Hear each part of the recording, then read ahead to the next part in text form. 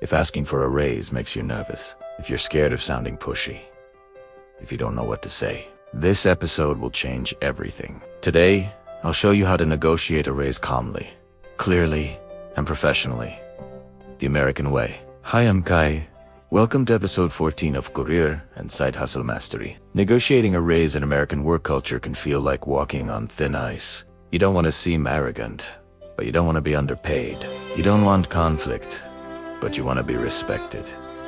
You don't want to sound pushy, but you want to be valued. Today, I'll show you how to navigate that conversation with confidence and without losing your sense of professionalism or self. A few years ago, I was working in New York City in a bright meeting room overlooking Manhattan. A coworker, hardworking, smart, reliable, whispered to me, "I think I deserve a raise, but I don't want to bother anyone." And that's when it hit me. In America, people don't miss out on raises because they lack value, they miss out because they lack comfort asking. We're taught to work hard, but not to advocate for ourselves. Today, that changes. Most people think raises are a reward. But in American work culture, that's not how companies see it.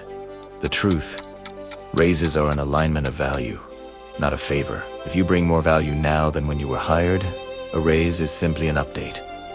Not pushy, not rude, not aggressive, just alignment. A raise conversation has 3 pillars: proof, timing, and delivery.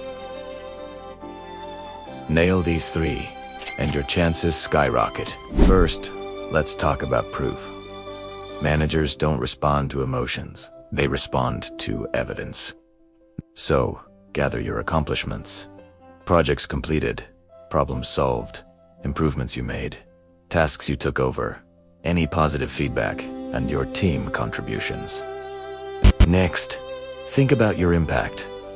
How did you help save time, improve workflow, reduce mistakes, increase revenue, support coworkers, or improve customer satisfaction? Finally, document your growth. What new skills or certifications have you earned? Have you shown leadership or taken new initiatives? Evidence makes your request professional, not personal. Pillar number 2 is timing.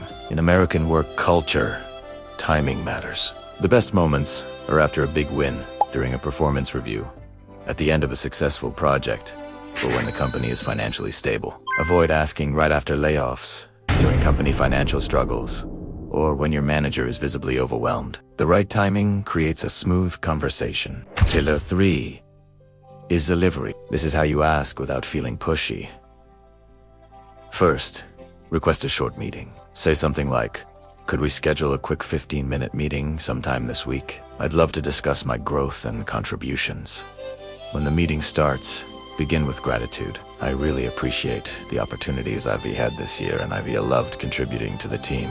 Then, present your proof. "Here are some key results I've achieved," and list 3 to 5 specific examples. After that, make a calm, professional request. "Based on these contributions and my expanded responsibilities, I'd like to discuss aligning my compensation with my current role."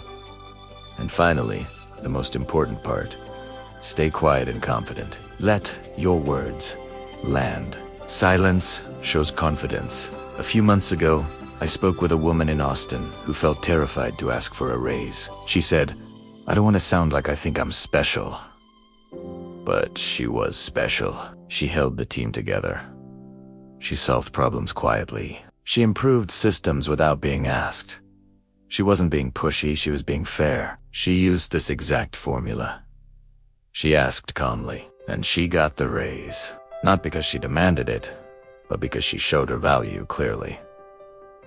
Here's the truth you need to hear. Asking for a raise is normal in America. It shows professionalism, not ego. It signals that you care about your growth. Managers expect it, and most importantly, your value deserves acknowledgement. You are allowed to advocate for yourself without changing who you are. So, how do you know if you're ready? Here are some signs. You've taken on new responsibilities.